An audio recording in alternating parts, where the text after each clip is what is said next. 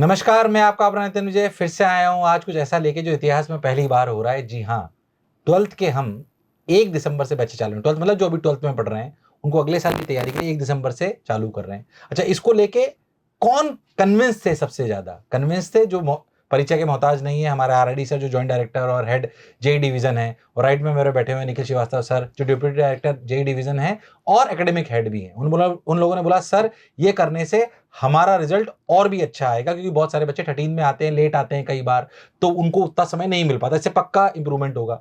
मैं शुरुआत में थोड़ा कम सहमत था, पर मैंने बोला मैं आपसे कड़वी बात वीडियो में ही करूंगा। तो आज इस बैच को लेके मैं सीधे सारे प्रश्न जो आपके मन में आते हैं उनसे पूछने वाला हूं। विश्वास रखिए सारे उत्तर मुझे नहीं पता है। इस बैच को लेके सारे उत्तर मैं आपके सामने ही पूछ रहा हूं। जो आपके मन में आते हैं, हो सकता है कड़वी बात लगे, पर ये पूछने आवश्यक हैं। तो चलिए शुरुआत करते हैं इस बैच के बारे में कि हम क्या करने वाले हैं। तो 1 दिसंबर से सर बैच आ रहा है, जैसा कि आपने बताया। बिल्कुल सर, 1 तो दिसंबर ये से बैच है। किन बच्चों के लिए बैच है ये? सर ये बेसिकली उन बच्चों के लिए बैच है जो एक्सक्लूसिव अभी तक फिलहाल सिर्फ बोर्ड के लिए लगे थे और उन्होंने जेई का फॉर्म डाल रखा है, जनवरी अटेम्प्ट का जेई मेंस का फॉर्म डाल रखा है।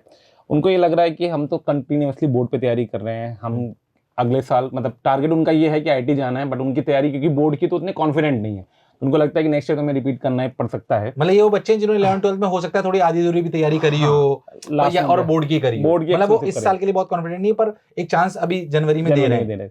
तो उनके लिए अपन ने ये प्लान किया है कि हम 1 दिसंबर से ये बैच ला रहे हैं और इसको हम 20 जनवरी तक चलाएंगे फर्स्ट फेज में। इसमें अप्रॉक्सीमेटली उनके पास 20 से 22 लेक्चर मिलेंगे बोर्ड्स के लिए और 20 से 22 लेक्चर मिलेंगे आईटी के लिए। हम इसमें टारगेट वही कर रहे हैं, जो चैप्टर इनके बोर्ड्स के हैं उन्हीं चैप्टर को हम एमडब्ल्यूएफ में बोर्ड की तैयारी कराएंगे इनकी, और टीटीएस में हम इनकी उन्हीं चैप्टर्स की आईटी की तैयारी कराएंगे। तो उनको कोटा आना पड़ेगा हमारे? नहीं सर, बिल्कुल कोटा आने की जरूरत नहीं, बैच कंप्लीटली ऑनलाइन है, फिर कोई दिक्कत नहीं। पर वो तो आने की एग्जाम के बाद तो ऑफलाइन पढ़ना चाहते हैं। तो सर एग्जाम के बाद अगर वो आएंगे ना, तब हम जो हमारा बैच 28 मार्च वाला 13 का है उसमें हम इनको साथ में कनेक्ट कर लेंगे, मतलब जो भी इनका हो जाए। अच्छा, जो हमारा पहला बैच आएगा उसमें हम कनेक्ट कर लेंगे इस बच्चे को, सारे बच्चों को। तो अभी ऑनलाइन पढ़ेंगे? अभी ये कंप्लीटली ऑनलाइन पढ़ेंगे। अच्छा, इसमें हम ये करेंगे कि जैसे उनका एमडब्ल्यू में जो भी बोर्ड का चैप्टर हुआ उसी चैप्टर का हमने टीटीएस में आईटी के फ्रेम में तैयार कराया। अब इससे क्या है कि जो भी इनका 12th का सिलेबस है उसके अकॉर्डिंग अप्रॉक्सीमेटली 40 से 50 क्वेश्चन, मैं क्वेश्चन की बात कर रहा हूँ, परसेंटेज नहीं, 40 से 50 क्वेश्चन जेई मेंस के ये कवर करते हैं। 12th का सिलेबस जो जेई मेंस से पूछा जाता है, उन्हीं 40 से 50 क्वेश्चन की तैयारी हम इनकी करवा रहे हैं। बेसिकली हम वही तैयारी करवा रहे हैं सर, उससे ज्यादा कुछ भी नहीं कर रहे हैं। अच्छा, तो बोर्ड को ही थोड़ा अपर लेवल पे बोर्ड को हम पढ़ा दे रहे हैं उस समय। अच्छा, बोर्ड को थोड़ा आप अपर लेवल पे पढ़ा देंगे। इससे उनका होगा बोर्ड का रिवीजन हो गया पूरी तरीके से, एक बार बोर्ड की तैयारी, और उस लेवल पे आईटी की तैयारी भी उनको हो गई, उन्होंने उस क्वेश्चन को देख लिया, और जेई मेंस में उनके 40 से 50 क्वेश्चन की तैयारी हो गई, वो कमिंग 1 तारीख से लेकर के 20 जनवरी तक। तो सर मैं आरडी सर से मेरा ये सवाल है कि अभी से क्यों स्टार्ट करे बच्चा, उससे क्या फायदा होगा? कहीं ऐसा तो नहीं होगा कि उसकी बोर्ड में परसेंटेज कम रह जाए? एक्चुअली में सर क्या होता है, जैसे कि बच्चा तो बोर्ड के प्रिपरेशन तो कर ही रहा है, और जैसा कि मैंने और एनएसए ने डिसाइड किया कि बच्चा जब बोर्ड की प्रिपरेशन कर रहा है तो कुछ सर्टेन चैप्टर ही हैं जो 12th में है। सभी सारे चैप्टर तो नहीं है 12th में, 11th के जो चैप्टर है उन्हें आप भूल जाइए, जो 12th के चैप्टर है तो बोर्ड के लिए लग रहा है। तो अगर आप ऐसा सोचो कि 70% वो बोर्ड में लग रहा है, 30% अगर उसमें और एड ऑन कर दें तो जेई मेन हो जाएगा। तो बेसिकली हमारा जो डिस्कशन हुआ यही हुआ कि अपन वही चैप्टर पढ़ाएंगे जो 12th बोर्ड में। तो आपकी जब आप इस बैच को ज्वाइन करते हो और इसमें जब प्रिपेयर करते हो तो आपका बोर्ड भी अच्छा हो रहा है, साथ ही साथ उसका जो एक्सटेंडेड वर्जन वो जेई मेन में। तो उससे जैसे सर ने बोला कि भाई इसमें क्या हो रहा है कि कम से कम आप जैसे टोटल क्वेश्चन जेई मेन में जो आएंगे 90, उसमें करने हैं 75। तो ये जो 12th का वेटेज है कम से कम 50 क्वेश्चन कवर करेगा, आराम से कवर करेगा। तो 50 क्वेश्चन कवर करेगा। अच्छा, ऐसा भी तो नहीं है ना कि बच्चा 11 का कुछ नहीं करेगा। और सर बात यह है ना कि ऐसा तो नहीं है ना कि बच्चा जो बोर्ड की प्रिपरेशन कर रहा है या जो जेई मेन का फॉर्म भरा है उसका 11 को कुछ नहीं आता, वो भी आएगा, तो 2-4-10 क्वेश्चन 11 के भी तो करेगा। तो अगर इस बैच में मेरा मानना है अगर बच्चा थोड़ा सिंसियर पढ़ ले तो हो सकता है कि ये फर्स्ट अटेम्प्ट में जेई मेन में हो सकता है, इसी साल, बिल्कुल इसी साल क्लियर कर सकता है जेई मेन में। ऐसा भी हो सकता है कि 1 महीना बोर्ड की प्रिपरेशन की और उन चैप्टर को बहुत बढ़िया से पढ़ लिया, जेई मेन के लिए बोर्ड प्लस जेई मेन हो गया, और हो सकता है कि आपका 98-99 परसेंटाइल आ गया और जाओ भैया जेई मेन में एनआईटी में हो गया। अगर वो आगे है तो उसके लिए जो बोर्ड के बाद अपन एडवांस की भी प्रिपरेशन कराएंगे। अगर मान लीजिए किसी बच्चे का इस बैच में 98-99 परसेंटाइल आ जाता है तो अपन उसे छोड़ने वाले थोड़ी ना, उसे यहाँ कोटा बुला के आफ्टर बोर्ड अपन एडवांस की प्रिपरेशन कराएंगे। और अगर किस्मत काम कर गई और उसकी मेहनत काम कर गई और फर्स्ट अटेम्प्ट में ही वो एडवांस चला गया तो सर इससे अच्छा तो कुछ नहीं हो सकता।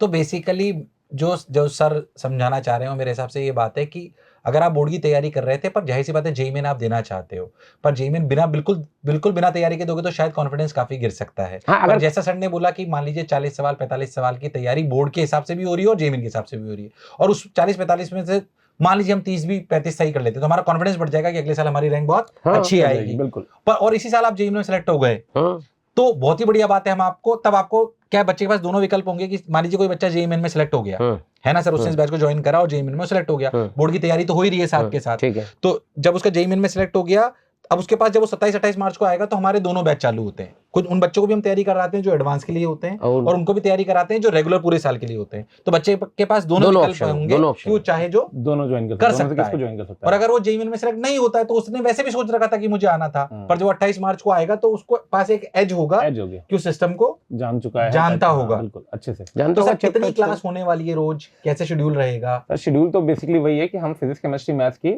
एमडब्ल्यूएफ में बोर्ड की क्लासेस चलाएंगे हाँ। और टीटीएस में हम आईटी क्लासेस चलाएंगे। तो पर डे उसकी 3 ही क्लासेस होंगी मॉर्निंग की। पर डे उनकी 3 ही क्लासेस होंगी बस, मॉर्निंग। और morning कितनी में। कितनी देर की होगी सर ये? अप्रोक्सीमेटली मान लीजिए 1.25 घंटे से 1.5 घंटे के बीच की 1.25 होगी। घंटे से 1.5 घंटे की हर एक क्लास हाँ। होगी। अच्छा सर, जैसे मान लीजिए मेरे मन में जो प्रश्न है एक स्टूडेंट के रूप में कि जो बच्चे एमडब्ल्यूएफ में आपने चलाया उसका बोर्ड जो एमडब्ल्यूएफ नहीं समझते वो समझ लें मंडे, वेडनेसडे और फ्राइडे, और टीटीएस का मतलब हमारी ये कोटा की टर्मिनोलॉजी तो कई बार बच्चे नहीं समझते या पेरेंट्स नहीं समझते, तो ट्यूसडे, थर्सडे और सैटरडे ऐसे चलता है टीटीएस और एमडब्ल्यूएफ। तो एमडब्ल्यूएफ में उसने बोर्ड पढ़ा, तो जैसे जो चैप्टर उसने एमडब्ल्यूएफ में पढ़ा क्या उसी की टीटीएस में क्लास होगी? बिल्कुल सेम बिल्कुल। मतलब जैसे मान लीजिए अगर मैं बात करूं कि फिजिक्स में ज्योमेट्रिकल ऑप्टिक्स हमने बोर्ड के लिए पढ़ाया, तो अगले उसको दिन गुरुम कराया, तो अगले दिन उसको आज मंडे को अगर उसने ज्योमेट्रिकल ऑप्टिक्स की बोर्ड की क्लास करी है तो ट्यूसडे को उसको ज्योमेट्रिकल ऑप्टिक्स के लिए ही ग्रूम करा जाएगा और सवालों जेईई के लिए, जेईई मेंस के लिए, करेक्ट जेईई में, ताकि वो बिल्कुल अलाइनमेंट में चले, ताकि उसके दोनों अच्छे से बहुत हो। अच्छा सर, इसमें मेरा और ये पूरे टाइम चलता रहेगा, ये कब तक चलेगा सर? ये 20 जनवरी तक चलेगा। उसके बाद सैटरडे है उस दिन, उसके बाद क्योंकि 24 तारीख से अपना फर्स्ट अटेम्प्ट आ जाएगा तो हम इसको सैटरडे को ऑफ करके संडे से बच्चे को फ्री कर देंगे 21 तारीख से। फिर अपना जेईई मेंस की पेपर वगैरह देगा 1 तारीख तक, उसके जो पेपर चल रहे हैं 1 तारीख के बाद वो हम उसको दोबारा कनेक्ट करेंगे जब तक उसकी बोर्ड की डेट नहीं आती, क्योंकि एग्जैक्ट डेट नहीं आई है, बस टेंटेटिव डेट है कि 15 फरवरी के आसपास बोर्ड स्टार्ट होगा। तो अगर एग्जैक्ट डेट नहीं तब तक हम उसका इंग्लिश पूरा कवर कराएंगे सर। अच्छा, इंग्लिश भी पढ़ाएंगे? इंग्लिश भी हम पढ़ाएंगे बिल्कुल। तो बेसिकली 20 जनवरी तक हम आपको जो सर ने शेड्यूल बताया एमडब्ल्यूएफ, टीटीएस, बोर्ड और ये दोनों चलेंगे, जिसमें आप फिर जेईई मेन देंगे। जेईई मेन में आपका रिजल्ट कैसा आता है ये ईश्वर और आपकी मेहनत पे निर्भर करता है। उसके बाद 1 तारीख से वापस हम आपको कनेक्ट करेंगे जिसमें हम आपको इंग्लिश भी पढ़ाएंगे। कब तक पढ़ाएंगे वो आपकी बोर्ड की डेट पे डिपेंड। अच्छा सर, इसमें टेस्ट भी होंगे? बिल्कुल सर, इसमें हम सारे बच्चों के जो भी, एक तो हमारी टेस्ट सीरीज चल रही है वो टेस्ट सीरीज को हम इस बच्चे के साथ कनेक्ट कर देंगे।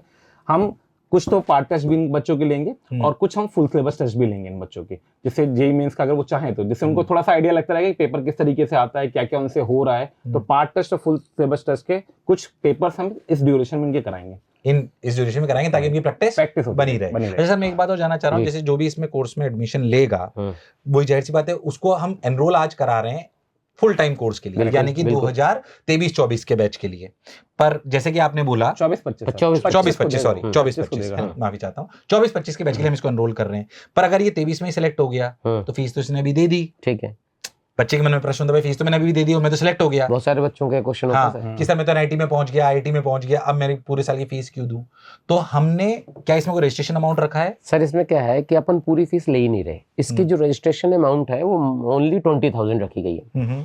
अब आता है कि भाई 20,000 बच्चे ने दिया, बोर्ड के लिए भी पढ़ा, जेईई मेन के लिए पढ़ा और वो एनआईटी चला गया, तो इससे अच्छी खुशी की बात ही नहीं है भाई। आप 20,000 का क्या कुछ देने की जरूरत नहीं। और बाई चांस आपको लगता है कि नहीं मेरी जो है ना सेलेक्ट तो हो गया लेकिन मेरी जो रैंक है वो मेरे पसंद की नहीं है, देन वो चाहता है कि रिपीट करेगा।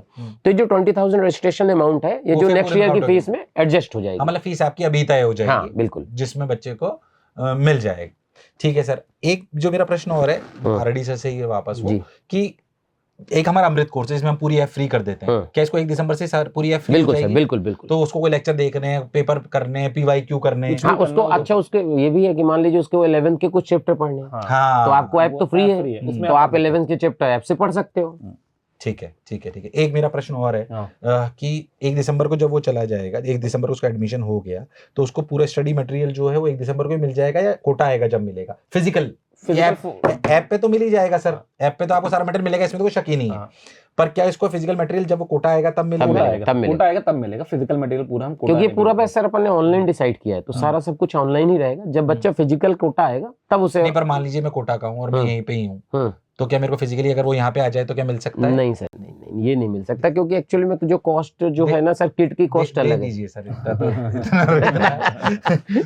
ये मैं सर को रोक लेता हूँ। ये अपन ऐसा कर लेते हैं कि अगर आपने एडमिशन लिया है और आप कोटा के अपने वो फिजिकल स्टडी मटेरियल लेना चाहते हैं तो कोटा के आप। सर ये एक्चुअली में इसलिए भी है क्योंकि हम इसको डीपीपी के फॉर्मेट में स्टार्टिंग में देंगे। जो अपन ने ये वाला अभी 20 जनवरी तक का प्लान किया, डीपीपी फॉर्मेट में ही होगा। अच्छा, डीपीपी फॉर्मेट हाँ, में होगा तो वो ऐप पे मिलेगा, वो ऐप पे मिलेगा। और सर क्या सर पीडीएफ फॉर्मेट में हम उसको शेयर कर देंगे। किट की जो कॉस्ट है ना सर, वो फीस बराबर दे दो सर, थोड़ा दिल मिल जाएगा। कोटा आ जाओगे और पहले रजिस्ट्रेशन अमाउंट जमा हो जाएगा तो जो फिजिकल मटेरियल है, अगर तुम्हारा कोई तुम या तुम्हारा कोई पेरेंट आके यहाँ पे लेना चाहे तो ले सकता है। कुरियर हम नहीं करेंगे सर, आपने नुकसान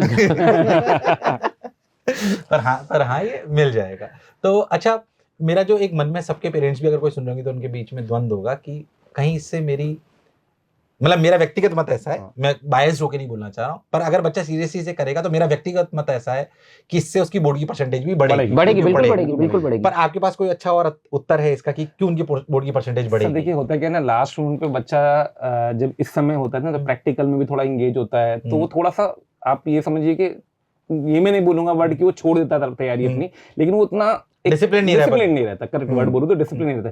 तो उसको एक तो रिदम मिल जाएगा, एक टारगेट मिलेगा, उसको कुछ दिख रहा है कि अच्छा मैं ये करूंगा तो मुझे कुछ मिल जाएगा। उसे पता होगा कहां तक दौड़ना है, किस और दौड़ने के लिए साथ में लग गए कि आज यहाँ ये करना है, आज ये करना है, प्रॉपर उसको टाइम टेबल मिल गया, प्रॉपर एक शेड्यूल मिल गया, उसको फॉलो करेगा। और ये ज्यादा नहीं, खाली आप मतलब मान के चलिए तो अप्रॉक्सीमेटली 1 महीना 20 दिन की प्लानिंग है। और इस 1 महीना 20 दिन में उसको, उसके बाद क्योंकि वो अगर मेंस का फॉर्म भरा तो कुछ तो पढ़ के जाएगा, ऐसा तो नहीं कि सो के उठ के चला गया पेपर देके आ जाएगा। तो उसको एक डिसिप्लिन मिलेगा, थोड़ा कॉन्फिडेंस भी उसका बढ़ेगा कि मैं पेपर देने जा रहा हूँ तो कुछ पढ़ के जा रहा हूँ देने, ऐसा नहीं कि ब्लैंक उठाओ चला गया। तो उसका मेंस का टारगेट है, और अगर मेंस अच्छा हो गया तो उसको ये समझ में आ जाएगा इसका मतलब मेरी बोर्ड की तैयारी और अच्छी हो चुकी है। और सर बोर्ड में भी आजकल न्यूमेरिकल बेस्ड क्वेश्चन आ रहे हैं। जैसे जेईई ऐसे नहीं है कि जैसे बोर्ड पहले होता था केवल थ्योरी पूछेगा, तो अगर न्यूमेरिकल बेस्ड क्वेश्चन बोर्ड पे आ रहे हैं तो जेईई में भी तो ही आ रहा है। थोड़ा सा उसका थोड़ा सा मान लीजिए एक्सटेंडेड वर्जन, तो अगर अपन वो पढ़ लेते हैं तो बोर्ड तो अच्छा होना ही है। तो ये वाला जो बैच है बेसिकली उनके लिए है जिन्होंने एक बार मन में बना रखा है कि 24-25 में मैं को अपने की आईटी की तैयारी करनी है, पर अभी मैं बोर्ड पढ़ रहा था, पर वो चाहता है, वो कहीं 5-10% तो उसकी मन में इच्छा होती है कि यार हो सकता है मैं इसी साल जेईई मेन में निकल जाऊं, तो ये 5-10% जो चांस थे इसको बढ़ाकर हम 40-50% तक ला सकते हैं। ये हमारा इसका प्रयास है आपकी बोर्ड की परसेंटेज को भी आगे करने में। जैसा कि आप सब लोग जानते हो कि motion is known for percentage selection, 13th का 12th का हमारा परसेंटेज सिलेक्शन सबसे ज्यादा होता है, इसीलिए पहल है। बार बार हम कहते हैं स्वार्थ से प्रेरित नहीं, ये शिक्षा से प्रेरित एक बात है, क्योंकि हम जानते हैं कि जो बच्चे मोशन में आने वाले थे वो मार्च में भी आएंगे, ये हम जानते हैं, पर उन बच्चों को थोड़ा जल्दी इसलिए लेने का प्रयास है, इसकी हमको एक्स्ट्रा फीस भी नहीं ले रहे हैं, हमें आपके साथ ज्यादा ही मेहनत होने वाली है, पर हम जानते हैं कि इससे परसेंटेज सिलेक्शन या तो इस साल ज्यादा बढ़ जाएगा या अगले साल बढ़ जाएगा, ये व्यक्तिगत हम जानते हैं। तो उन्हीं बच्चों के लिए जिनको मोशन पे पहले से विश्वास है, हमारे पे विश्वास है, हम तीनों पे विश्वास है, तो वो थोड़ा और जल्दी आ जाएंगे, बिना ज्यादा पैसे लिए आपके सिलेक्शन के चांसेस अगले साल और बढ़ जाएंगे। मेरे हिसाब से ये एक प्रक्रिया का पार्ट है। बाकी अगर आप कुछ और इसमें ऐड करना चाहें तो। बस सर, मतलब मेरा ये सजेशन है बच्चों से, जो भी बच्चा इस कोर्स को ज्वाइन करे उसको बहुत सीरियसली ले, क्योंकि 1 महीना 20 दिन उसका लास्ट है दोनों एग्जाम्स के लिए। अगर वो एक्सक्लूसिव बोर्ड भी सोच रहा होगा तो भी उसको एक रिवीजन का बहुत अच्छा टूल हम प्रोवाइड करा रहे हैं। अगर उसका थोड़ा बहुत भी 10% भी इंटरेस्ट है कि इस साल मैं जेईई मेंस के बारे में सोच रहा हूँ, पेपर फॉर्म भर रहा हूँ, ब्लैंक होकर के मत जाओ बच्चों, इसको एक महीना 20 दिन को बहुत अच्छे से वर्कआउट करो, सिंसियरली वर्कआउट करना, तो आपका जो चांसेस ऑफ मेन सिलेक्शन है वो काफी इंप्रूव हो जाएगा। क्या बात है। तो ये जो भी हमने बातें करी बिल्कुल ऑनेस्टली, सर आप कुछ ऐड करना चाहेंगे? और सर होता क्या है ना, जनरली ये देखा गया कि मोस्ट ऑफ द स्टूडेंट जो 12th क्लास का होता है ना सर, वो फॉर्म भरता है। मोस्ट ऑफ द स्टूडेंट कहता है कि चलो यार फॉर्म भरता हूँ, देखता हूँ पेपर कैसा आता है, पढ़ना तो मेरे को अगले साल है। तो क्यों इस साल थोड़ा तो ट्राई करें, ट्राई तो करो भाई, आप ट्राई करोगे तभी तो कुछ होगा। 10 से 12 लाख बच्चा बैठता है। हाँ। और अगर हम लोग घर की बात, हम लोग इतने साल से पढ़ा, सबको पता है कि हार्डली 1.5 से 2 लाख बच्चा सिंसियरली तैयारी करता है। तो 10 लाख जो बच्चा बैठा वो कम से कम थोड़ा सा एफर्ट मान लो। और सर एक्चुअली में क्या होता है, अर्ली स्टार्ट, अगर बच्चा अर्ली स्टार्ट कर रहा है तो उसको तो फायदा होगा, बिल्कुल होगा भाई। गलतियां सुधारने का समय भी तो चाहिए। अगर आप जल्दी शुरू कर रहे हो तो गलतियां सुधारने का प्रॉपर टाइम मिलेगा। और आप अगर इस साल सेलेक्ट नहीं होते बाई चांस, मेरा मानना है कि अगर ईमानदारी से पढ़ोगे तो इसी साल सेलेक्ट हो जाओगे। लेकिन बहुत ही बढ़िया अगर बात है ना, पैसे अगर में नुकसान हो जाएगा कोई बात नहीं, बच्चों का फायदा होगा। बच्चों का फायदा, फॉलोइंग नुकसान झेल लेंगे। हम और रियलिटी में खुश होंगे और सर अगर नहीं सेलेक्ट होते तो आप सोचो कि जब आप 13 की प्रिपरेशन करने आए हो तो तो आप आप कॉन्फिडेंस से करोगे, कॉन्फिडेंस से करोगे और बाकी लोगों से अलग होगे अलग होंगे, थोड़ा डिफरेंस ना। आपको। नहीं तो कई बार क्या होता है जो 12th के जज्बात वाले प्रिपरेशन करते हैं ना, वो सोचते हैं जिन्होंने 11th 12th में प्रिपरेशन करी थी हम उनसे थोड़े पीछे रह गए, Correct ये है। गैप कम हो जाएगा, गैप कम हो जाएगा। पक्के से हो जाएगा। और फिर जैसे कि दोनों सर लोग भी बता रहे हैं और मैं भी इस बात पे विश्वास रखता हूँ कि एंड में आके हम थोड़ा कम डिसिप्लिन हो जाते हैं, क्योंकि पूरे साल तो स्कूल की कोचिंग कर रहे होते हैं, स्कूल जा रहे होते हैं, पर अब ये डिसिप्लिन होता नहीं, ज्यादा क्लासें होती नहीं है, तो इससे आपका एक मोमेंटम बना रहेगा। तो इसी विश्वास के साथ कि आपको हमारी बात अच्छी लगी होगी, और हम आपसे वादा करते हैं कि जिस भी कोर्सेज में आप आ रहे हैं उसमें हम पूरी निष्ठा के साथ आप लोगों को पढ़ाएंगे। मोशन इसलिए जाना चाहता है, पूरी मेहनत के लिए जाना चाहता है, और इस भाव को हम हमेशा रखेंगे, क्योंकि मोशन है तो भरोसा है, और भरोसे को हम कायम रखेंगे। मुझे सुनने के लिए बहुत बहुत धन्यवाद। Thank you. Thank you.